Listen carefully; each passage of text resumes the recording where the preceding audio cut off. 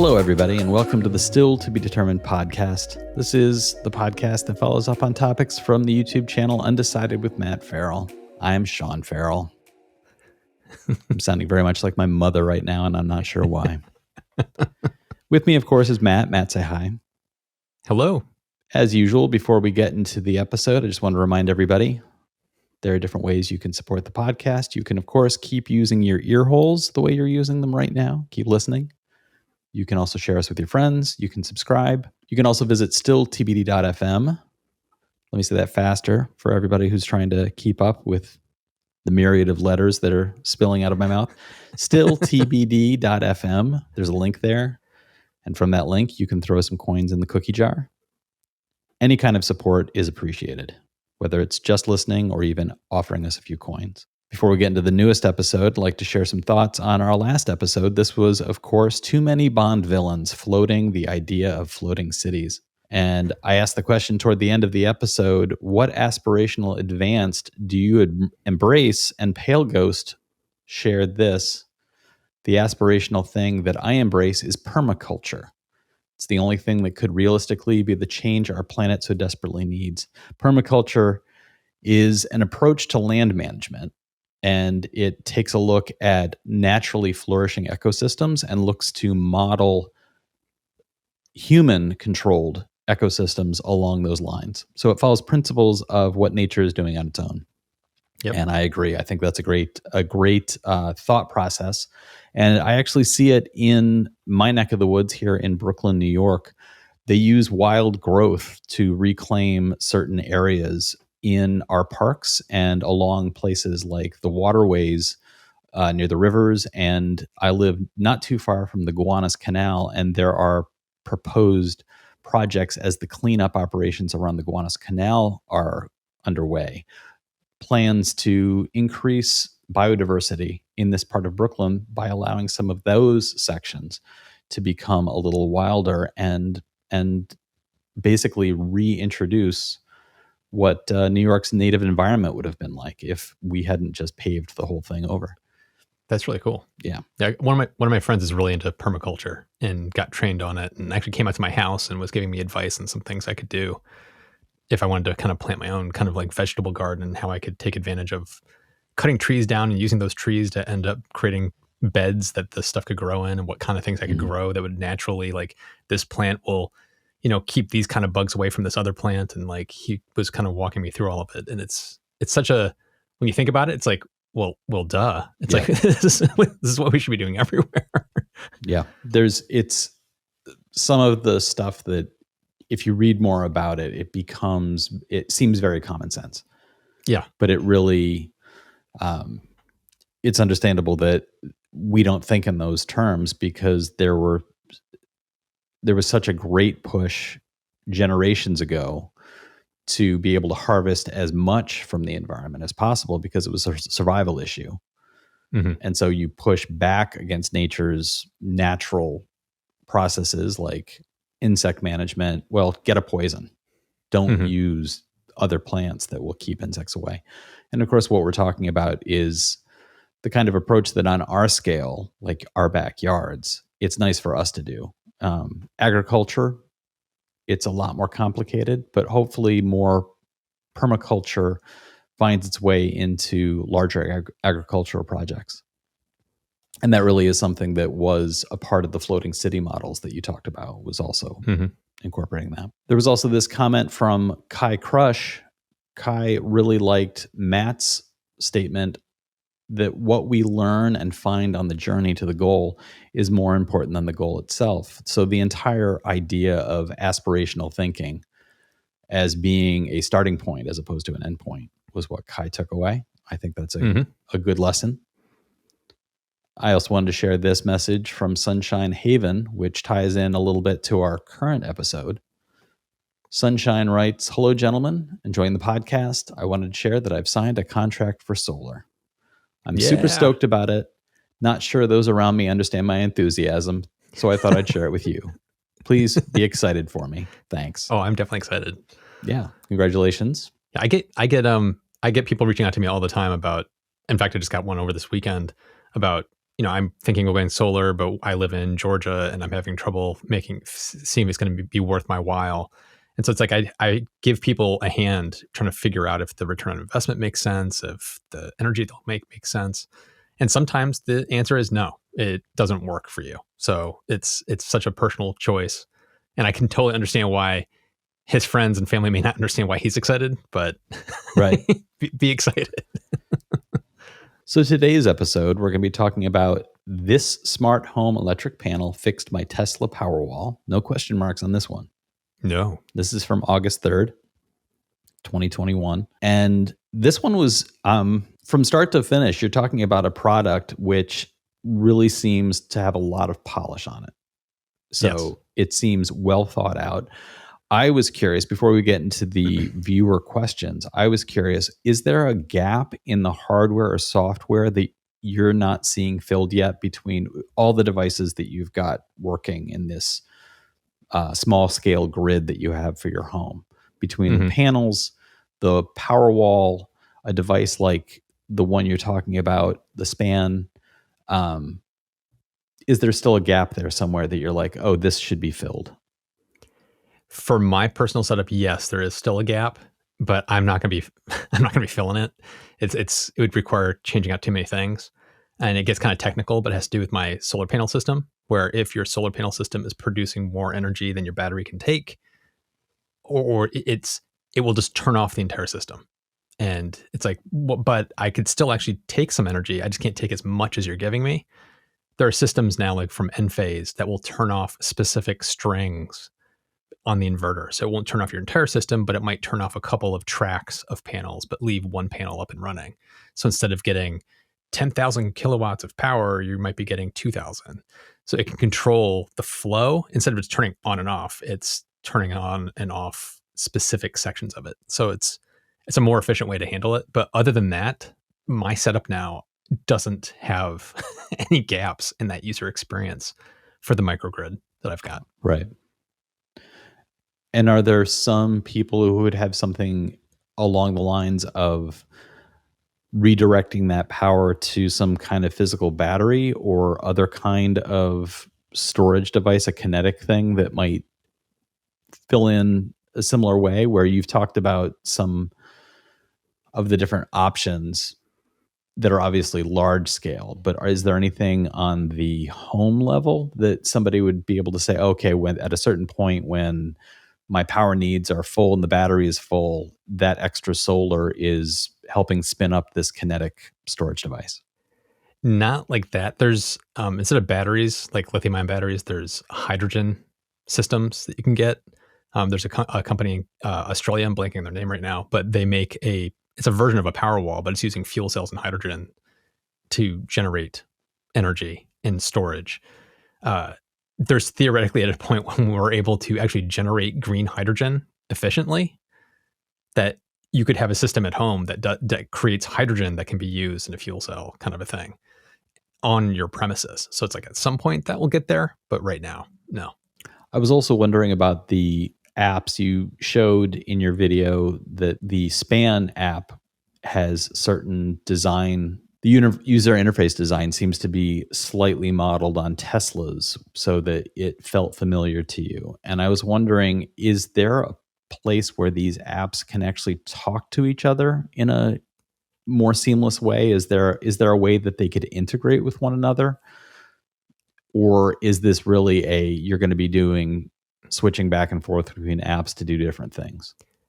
Well, they already kind of do, because the Span system talks directly to the Tesla gateway on your local network. So the two systems, because there's an API that Tesla has you can access locally. I could go to a web page and type in the IP address of my gateway and see exactly what my Tesla system's doing. Mm-hmm. And I can do the same exact thing for Span.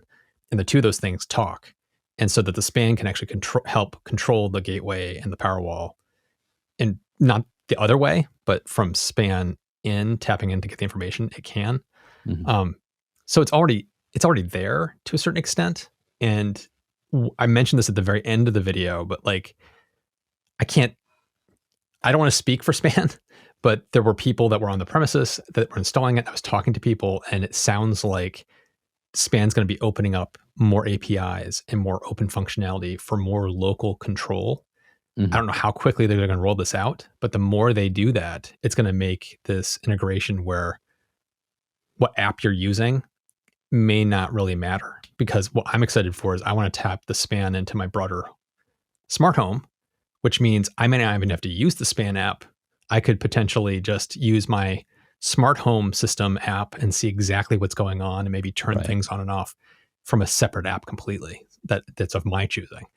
So I think in time, this will just get more and more open between all these systems. Right. Wanted to move on to some viewer questions. There was this from Srutrakshi Sinha, who wrote, "Can you please clarify why they can't have just one set of computer-controlled hardware switches instead of having them in addition to the traditional circuit breakers? Does it have anything to do with short circuit protection and breaking capacity?" It's a safety issue. You can't just have some kind of like digital software controlled switch. You have to have some kind of physical on off switch that can flip off if it gets triggered, or manually you can go over there and flip it off. There are other smart panels like this, and some of them use proprietary breakers where the span can use just any off the shelf breaker. There's other systems that use specially manufactured breakers, which are very expensive because the smarts are embedded into the breaker itself. But it's the same thing. It's a digital shut on and off, and then it's also a physical switch, and it has to be that way. If you look at any smart home system stuff, like even just light switches you can install on your wall, there's always a manual like thing that you pull or kind of flick to shut off the switch itself, separate from the digital control. Otherwise, it's like, is the digital thing working properly? It's like there's a whole safety issue where you have to manually be able to shut it off. Not only if you had to get in there and physically fix something and you'd want to know that it was physically off, but if something was going drastically wrong, if that you had an electrical fire starting somewhere, you wanted to be able to go in and turn off the system in an emergency situation. I can understand the need for the physical breaker. It also kind of ties in some other questions I was seeing come up on the video, which was, what happens if the power goes out? It's like, does the panel stop functioning as a smart panel? It's like, no, it still does function as a smart panel. And the panel is designed to fail over to a dumb panel. So like, let's say you have certain switches turned off digitally, and then something goes catastrophically wrong.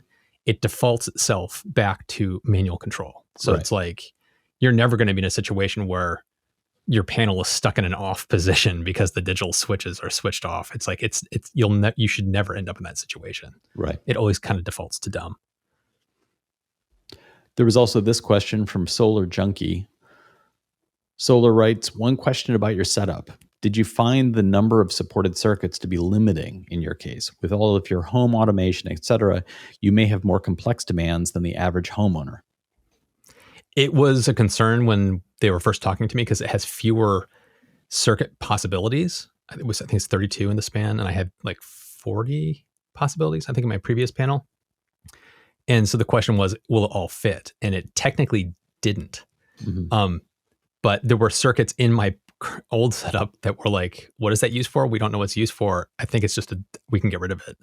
And then there were other things that we were able to move into a sub panel inside the Tesla gateway itself. So like my solar panel circuit breakers were moved from inside my main panel, and it was moved into the gateway because it made sense. It's like, here's the Tesla gateway and it's handling my solar, the battery, everything. And all those switches are now inside the gateway itself. And then everything else for the house is inside the span panel. And that freed up, I think it was like a couple of circuits.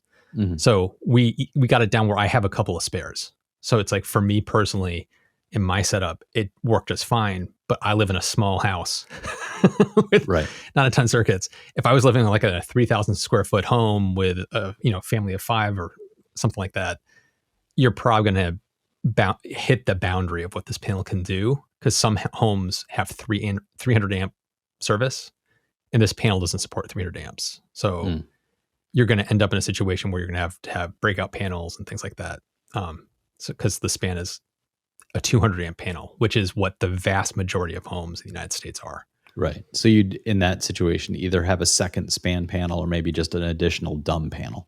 Yeah, there's I know somebody that got the span panel and had a breakout panel put that had an additional 10 circuits in it, and that 10 circuits is controlled by one breaker on the span panel. Okay. So you lose some of the granular control because of that. Semi-dumb, but it's semi-dumb. Yeah. But it's controlling most of the stuff in their home, with the exception of this small little breakout thing. Right. And would the logic there dictate that you would put the really superfluous stuff onto that dumb panel, or would you put some of the most basic, like, well, we definitely know this will never want to be turned off, so that's why it's on the dumb panel? You would probably go that route. I would think you'd probably go that route. You'd probably want things like you want your stove and your refrigerator, dryer, right, and refrigerator on the span, and then you'd want everything else kind of that doesn't need granular control in the breakout panel. Right. And there was this from Eric Kessler.